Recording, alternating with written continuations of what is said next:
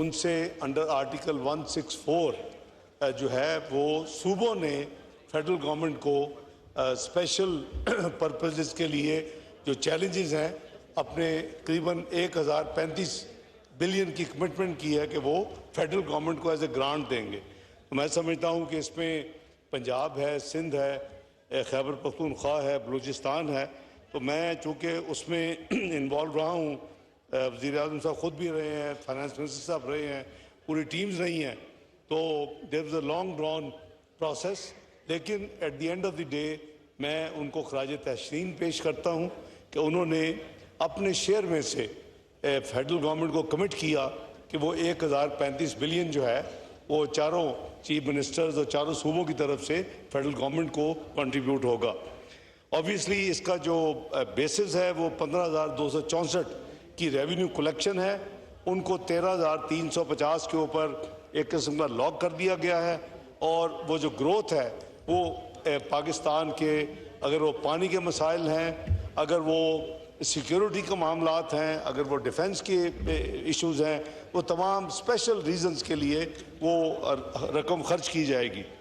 جناب اسپیکر، آپ نے یہ جو فرمایا کہ یہ جو یو ایس اور ایران کا جو ایک کانفلکٹ شروع ہوا، یہ 28 فروری کو جناب اسپیکر شروع ہوا، اور اس وقت پہلے ہی ایک گھنٹے میں پاکستان نے پوری طرح پرو ایکٹیو طور کے اوپر اس جو اٹیک تھا ایران کے اوپر اس کو کنڈیم کیا. میں اس وقت ٹریول کر رہا تھا او آئی سی کی میٹنگ کے لیے سعودی عربیہ میں، تو ہم نے اس کو باقاعدہ اس کو کنڈیم کیا. فارن آفس نے، میرا خیال ہے غالباً ریکارڈ پہ صرف واحد مسلمان ملک جس نے ایران کے اوپر جو اٹیک ہوا اس کو کنڈیم کیا وہ پاکستان ہے.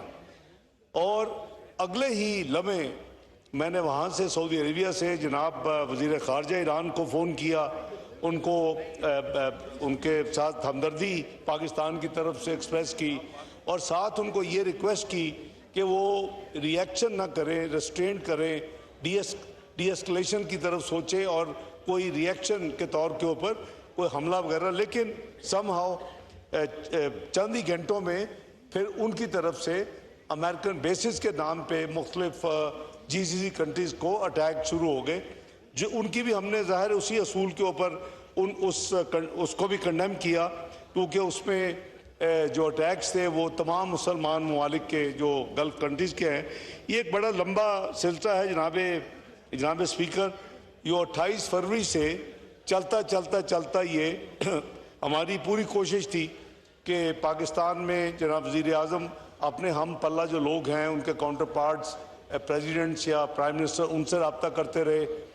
جہاں تک یہ جو فارن منسٹرز ہیں یا ڈپٹی پرائم منسٹرز ہیں ان کے ساتھ میرا مسلسل رابطہ رہا، اور اس میں ایک بڑی متحرک طریقے کے ساتھ جناب فیلڈ مارشل سعید عاصم منیر صاحب نے دونوں پارٹیز کو انگیج کیا.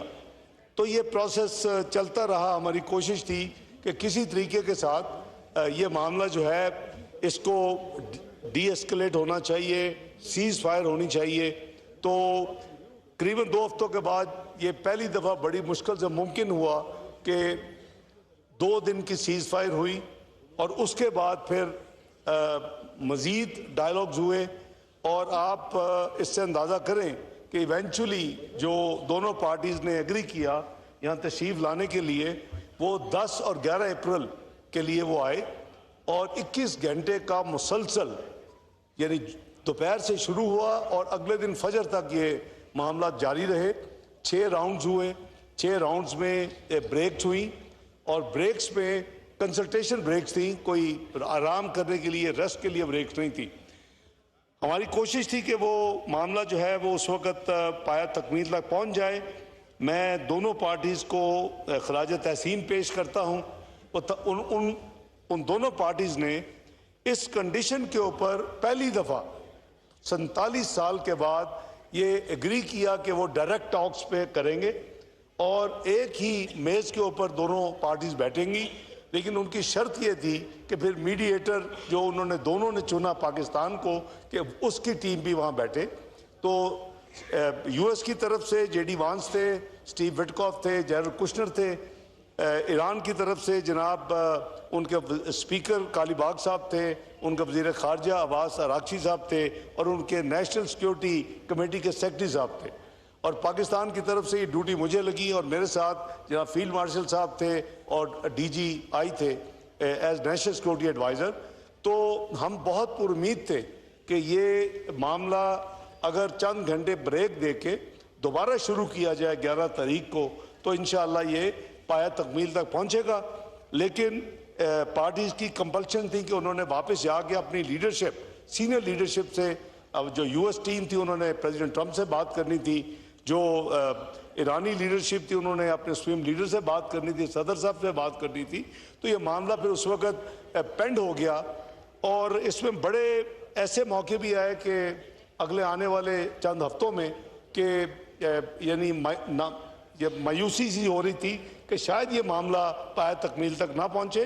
لیکن میں ہدیہ تبریک پیش کرتا ہوں وزیر اعظم کو، میں ہدیہ تبریک پیش کرتا ہوں Syed Asim Munir field marshal chief of defence forces کو اور فارن آفس کو پاکستان کے، کہ انہوں نے گیو اپ نہیں کیا، امید گیو اپ نہیں کی.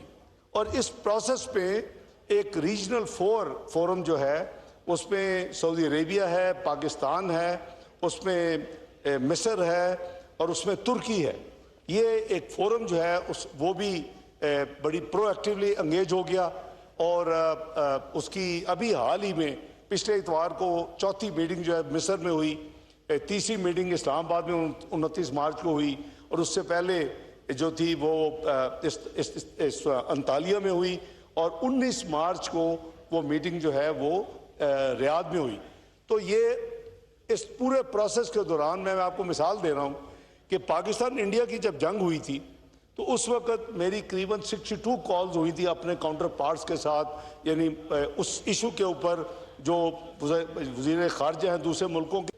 اس معاملے میں 28 فروری سے لے کر جب تک یہ سائن نہیں ہوا میری 152 دفعہ اپنے کاؤنٹر پارٹ سے بات ہوئی ہے دنیا کے مختلف کیپٹلز میں، اور مختلف وزیر خارجہ سے اور ڈپٹی پرائم منسٹر صاحبان سے. یعنی پاکستان نے اس حد تک اس پہ اپنی کوشش کی، اور اللہ تعالیٰ کا خاص کرم ہے کیونکہ پارٹیز کی جو پوزیشنز تھیں وہ ایسے لگتا تھا کئی دفعہ کہ اب کبھی بھی یہ ممکن نہیں ہوگا. لیکن اللہ تعالیٰ کا میں سمجھتا ہوں خاص کرم ہے، قوم کی دعائیں ہیں کہ اللہ تعالیٰ نے پاکستان کو سب سے پہلے یہ توفیق دی کہ یہ دو جو پارٹیز تھی ان کو ایک میز پہ بٹھایا 47 سال کے بعد. اس کے بعد جو سیز فائر پہلی ہوئی، اس کے بعد ایکسٹینشن ہوئی تیسری. آپ امیجن کریں کہ وہ جو سیز فائر سے پہلے کا وقت تھا، جتنے قریباً 2800 اٹیکس ایک ملک پہ ہوئے ڈرون اور میزائلز کے ایران کی طرف سے امریکن بیسز کے حوالے سے. لیکن وہ ہم نے دیکھا کہ وہ ایئرپورٹس پہ بھی ہوئے، سول ظاہر ہے کوئی نشانہ غلط بھی ہو جاتا ہے. اور اسی طرح ایران کے اوپر جو بمباری ہو رہی تھی وہ اپنے اس ریئیکشن میں کر رہے تھے. جب ہم ان کو کہتے تھے بھائی یہ مسلمان ملک ہیں اور ان کو تو مہربانی کرے آپ یہ نہ کرے، وہ کہتے تھے جی ہم امریکہ تو نہیں پہنچ سکتے، لیکن ہمارا ہدف جو ہے وہ امریکن بیسز ہے.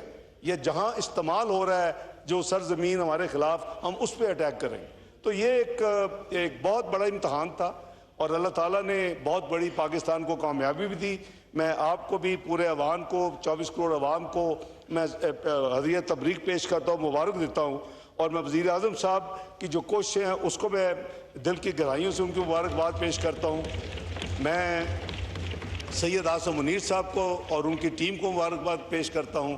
میں فارن آفس کی اپنی پوری ٹیم کو مبارکباد پیش کرتا ہوں جنہوں نے تھرو آؤٹ دا پروسیس اس کو گیو اپ نہیں کیا. یہ پھر فائنلی جناب والا فیصلہ ہوا کہ 19 جون کو یہ سوئٹزرلینڈ میں یہ معاہدہ سائن ہوگا. یہ کئی راؤنڈز کی شٹلنگ پاکستان نے کی. ایک طرف سے ان سے لیتے تھے جو ان کی آفرز ہوتی تھیں، اس کو امریکہ میں بھیجتے تھے، امریکہ پھر اس پہ اپنے امینڈمنٹس کرتے تھے.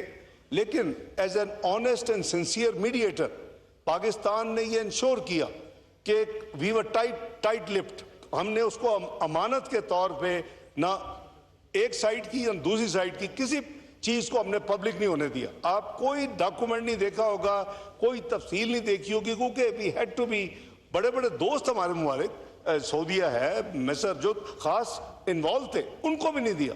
جب انہوں نے مانگا فارن آفس سے, مجھ سے کہا کہ ہمیں کاپی دیں جو لیٹسٹ ہے, میں نے کہا جی جب تک دونوں پارٹیز اس کی اجازت نہیں دیں گی اب پاکستان یہ ڈاکومنٹ شیئر نہیں کر سکتا. پلیز مائنڈ نہ کریں, آپ ہمارے بھائی ہیں, کیونکہ یہ میڈیٹر اور فیسیلیٹیٹر کی جو کریڈیبلٹی ہے, جو انٹیگریٹی ہے, وہ اسی طرح میں سمجھتا ہوں کہ قائم رہ سکتی تھی کہ ہم اپنا وہ رول جو ہے وہ نہایت ایمانداری کے ساتھ ادا کرتے.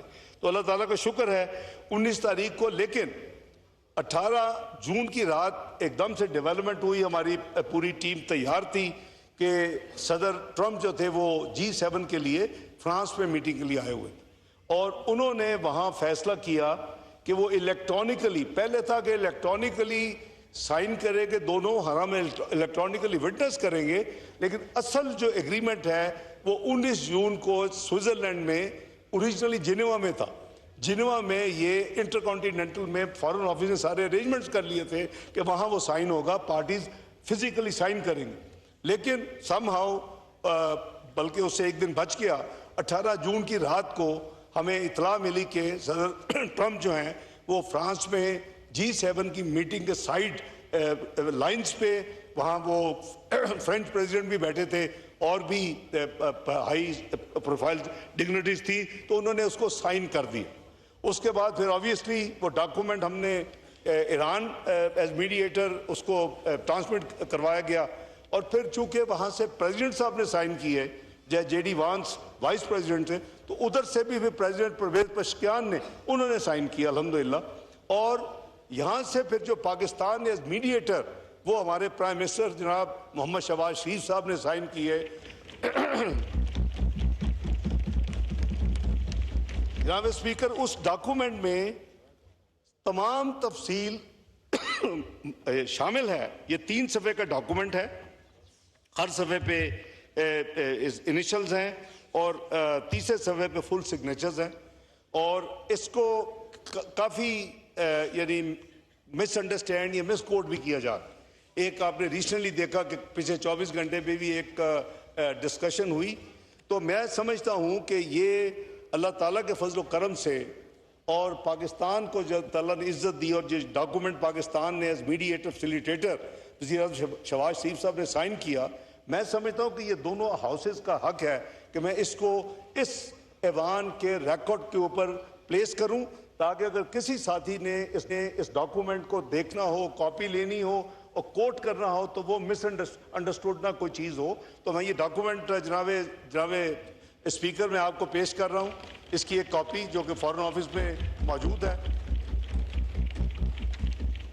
جی شکریہ. اس میں جناب اسپیکر یہ لکھا ہوا تھا, یہ اس 2 فیزز میں یہ پورا پروسیس ایگری ہوا کہ پہلے فیز میں ہرمز کو کھولا جائے گا, جس کے کانسیکوینسز ہم نے دیکھے کہ 3 ہفتے صرف پاکستان کی حکومت نے, وزیر اعظم صاحب نے کوشش کی, ہمارا خیال تھا کہ 2-3 ہفتے میں کوئی ہم اس کو مسئلے کو حل کروا لیں گے, اور کہا کہ جی جو انکریز ہے پاس نہیں کر رہی, اس کے لیے 128 ارب فائنانس منسٹری کو اسپیشل دینے پڑے. اور 3 ہفتے کے بعد پھر یہ پرائسز جو ہیں یہ پھر پاس آن ہونی شروع ہوئی, اور اس وقت چاروں چیف منسٹر صاحبان کو بلا کے فیڈرل گورنمنٹ نے یہ فیصلہ کیا کہ جو پبلک ٹرانسپورٹ ہے, یا جو گلگت بلتستان میں AJK میں جو پبلک ٹرانسپورٹ ہے, اس کے لیے اسپیشل سبسڈی جو ہے وہ دی جائے. اس کی جناب اسپیکر اس ہاؤس کی اطلاع کے لیے 5 قسطیں پے ہوئیں. اپریل کے مہینے میں 2 قسطیں, اس کمیٹی مجھے وہ ذمہ داری سونپی گئی, مختلف منسٹری اس کی ممبرز تھیں, گورنر اسٹیٹ بینک اس کے ممبرز تھے. 2 قسطیں اپریل میں ہوئیں, 2 مئی میں ہوئیں, اور پہلی قسط جو تھی وہ جون میں ہوئی. لیکن جیسے اب ڈیولپمنٹس ہوئیں, جب 18 جون کو یہ ایگریمنٹ سائن ہو گیا, پھر آبویسلی 19 جون کی فزیکل جو سیریمنی تھی اس کی کوئی ضرورت نہیں رہی.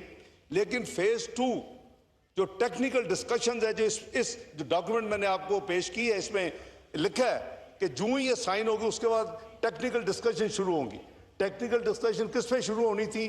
نمبر 1 نیوکلیر ایشوز کے اوپر, نمبر 2 سینکشنز اور ان کے فروزن ایسٹس کے اوپر, اور نمبر 3 لیبنن کے اوپر، کیونکہ Lebanon has been a source of a real problem, کیونکہ یہ جب سائن ہو گیا ہرمز کھلنی تھی تو اسرائیل نے لیبنن کے اوپر دوبارہ حملہ کر دی، تو اس میں پھر ہمیں اسی وجہ سے یہ فوری جو ہونا تھا نیگوسیشنز شروع 19 تاریخ کو، وہ پھر 2 دن ڈیلے ہوئی اور وہ دوبارہ سیز فائر ہوا لیبنن اور اسرائیل کا، اور اس کے بعد پھر پاکستان کے وزیر اعظم جو ہیں وہ اتوار کو سوئٹزرلینڈ گئے، اور پارٹیز کی ریکویسٹ پہ جو ہم نے اوریجنل جنیوا میں 19 تاریخ رکھی تھی وہ تو کینسل ہو گئی کیونکہ وہ فزیکل سائن ہو گئی، اب یہ برجن سٹاک سوئٹزرلینڈ میں ریزورٹ ہے، اس میں یہ تمام پروسیس جو ہوا، اور اس کے بعد قطر نے اس میں بھرپور حصہ لیا، اور کیونکہ یہ ریزورٹ جو ہے وہ قطر انویسٹمنٹ اتھارٹی کی ملکیت بھی ہے بائی دی وے، اور یہ جو پرپوزل تھی کہ جی وہاں اس کا وینیو رکھا جائے، وہ امریکہ اور قطر کی ریکویسٹ پہ کیا گیا، کیونکہ فزیکل جو سیریمنی تو سائن ہونے کے بعد ختم ہو گئی، لیکن جو پارلے شروع ہوئے جس میں پاکستان نے دوبارہ اپنا بھرپور کردار ادا کیا الحمدللہ، اس کے نتیجے میں پھر ایک تینوں پارٹیز، اس میں بلکہ چاروں پارٹیز میں کہوں گا، اس میں یو ایس اور اس میں ایران اور قطر اور پاکستان، یہ جو ورجن سٹاک میں جو سارا پروسیس ہوا اتوار کو اور پیر کو، اس کے نتیجے میں جو 22 جون کو ایک اعلامیہ جاری کیا گیا، فل سٹاپ کاما سب نے اگری کیا، اس کی کاپی بھی ہمارے فارن آفس نے اپنے ویب سائٹ پہ ڈالی، جو طے ہوا تاکہ جن ساتھیوں کو، گلوبل کمیونٹی کو جو ضرورت ہوتی ہے دیکھنے کے لیے کیا نکلا، واٹ از دی آؤٹ کم، تو روڈ میپ کیا ہے، آگے کیسے چلنا ہے، تو وہ بھی میں اگر آپ اجازت دیں تو یہ کاپی بھی میں 22 جون کی جو کہ سوئٹزرلینڈ سے چاروں کنٹریز نے ایشو کی، اس کی کاپی بھی میں فارن آفس سے لایا ہوں تاکہ ریکارڈ پہ میں رکھ دیتا ہوں، اور جس ساتھی کو ممبر نیشنل اسمبلی سینٹ کو ہو وہ یہ دیکھ سکتے ہیں۔ جناب اسپیکر، میں یہ عرض کروں گا کہ یہ ایک ایسی چیز، یہی وہ جو چند سال پہلے کہتے تھے ڈپلومیٹکلی آئسولیٹڈ کنٹریز کو کہتے تھے، اللہ تعالیٰ کا اتنا فضل کرم ہے اور اتنی پرو ایکٹیو ڈپلومیسی ہے، میں خراج تحسین پیش کرتا ہوں وزیر اعظم صاحب کی لیڈرشپ کا اور فارن آفس کی محنت اور ہمت کا، کہ آج ہمیں ملٹیپل انویٹیشنز ہوتی ہیں کہ اس میں ہمیں سلیکٹ کرنا ہوتا ہے کہ میں کس کو ایکسیپٹ کریں اور کہاں جا سکیں، کہاں کب جائیں، کیلنڈر دیکھ کے، اور اسی طرح جو لوگ باہر سے آنا چاہتے ہیں، آپ دیکھ رہے ہیں ساری ایکٹیویٹی نام سے یاد کیا جا رہا ہے دنیا میں۔ جناب حال ہی میں جو اوسلو میں جو فورم ہوا، جو کہ بڑا امپورٹنٹ فورم ہوتا ہے، اس میں گلوبل ڈپلومیسی اور اس کو ڈسکس کیا جاتا ہے، اس فورم میں انوائٹڈ تھا، لیکن میں نے معذرت کی کیونکہ یہاں بجٹ کا پروسیس بھی تھا، پھر G4 کی میٹنگ بھی اتوار کو قائرو میں تھی، ایک دن کے لیے مجھے ہفتے کو شام وہاں پہنچنا پڑا، اتوار کو پھر واپس آنا پڑا، تو اس کو وہاں میں نے اٹینڈ تو نہیں کیا، لیکن میں آپ کے اطلاع کے لیے، اگر جن ساتھیوں نے نہ پڑھا ہو یا دیکھا ہو یا سنا ہو، وہاں کہا گیا Pakistan has become net security provider for this region.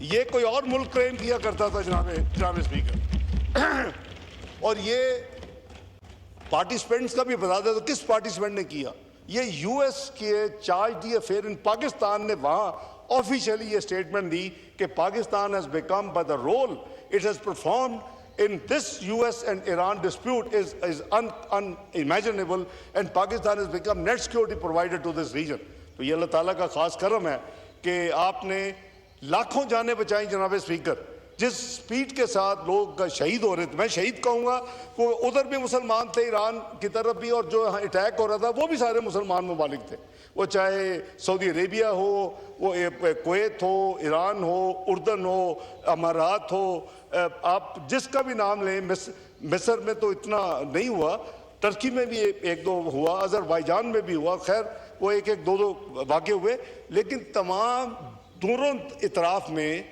جو لوگ شہید ہو رہے تھے، باقی جو مالی نقصان، اکنامک لاس، اس کو علیحدہ بات ہے، اس کا جو جتنا جو آپ یعنی دیکھیں کہ ہزاروں لوگ شہید ہو گئے جب تک یہ سیز فائر نہیں ہوئی.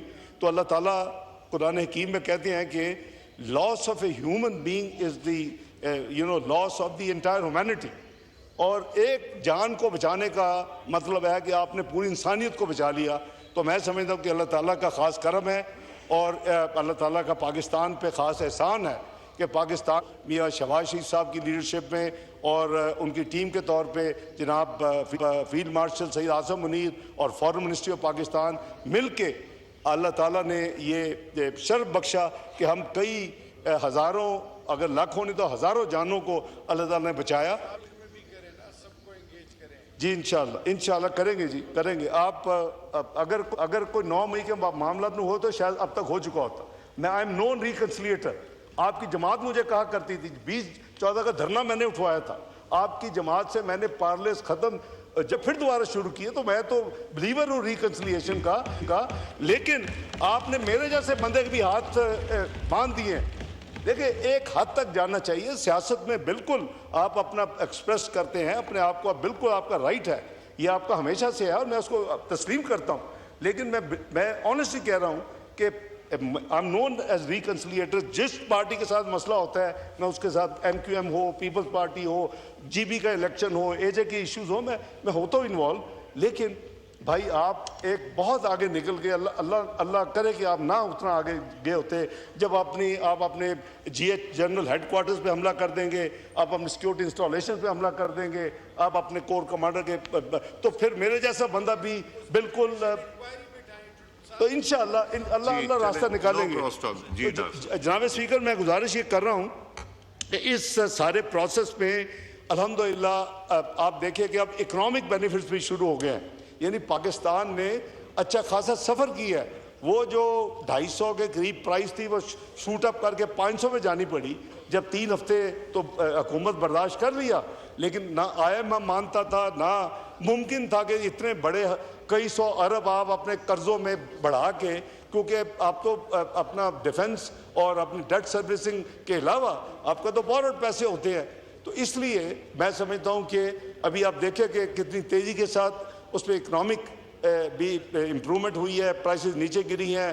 US نیول جو ہے بلاکٹ ختم ہو چکا ہے. ایران نے بھی ایز آف ناؤ یہ بھی ہے کہ کوئی فیس نہیں ہے, کوئی ایڈیشنل چارجز نہیں ہے, کوئی پرمٹ نہیں ہے, کوئی پرمیشن نہیں ہے. ان چیزوں کے اوپر ہمارا بہت ٹائم لگا. اور اس دوران چائنا میں اگر میں I will be failing in my duty if I don't recognize the role of China. China میں 31 مارچ کو جب یہ معاملات ابھی سارے چل رہے تھے تو چائنا کے فارن منسٹر صاحب نے مجھے انوائٹ کیا. میں ایک دن کے لیے وہاں گیا اور ہم 5 پوائنٹ پیس انیشیٹو کے طور کے اوپر ہم نے ایک اناؤنسمنٹ کی, جس پہ ایک یہ تھا کہ ہرمز جو ہے وہ free from any toll permission, اس کو پری 28 فیبروری کے طور پہ اس کو یعنی واپس آنا چاہیے. اور اس کو بہت گلوبل پذیرائی ملی جو پاکستان اور چائنا نے. میری وزٹ کے اوپر ہم نے دونوں نے جو 5 پوائنٹ کا پلان دیا اور جو دنیا میں اس وقت ریکارڈ پہ ہے. مجھے درجنوں اپنے فارن منسٹرز کے مختلف کیپٹل سے کالیں آئیں. یورپ نے اس کو سپورٹ کیا اور پہلے فارن منسٹرز کی میٹنگ ہوئی. ہم نے اس میں حصہ نہیں لیا. کیوں نہیں لیا؟ کیونکہ ہم فیسیلیٹیٹر اور میڈیٹر کے طور پہ اپنے آپ کو نیوٹرل